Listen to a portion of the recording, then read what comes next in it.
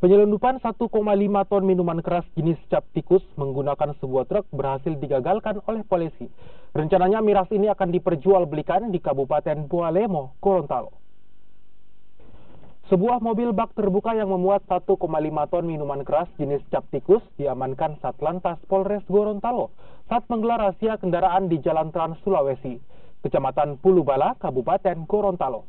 Untuk mengelabui petugas, ribuan liter miras yang sudah terbungkus plastik ini dan karung ditaburi dengan bubuk kopi untuk menyamarkan bau miras.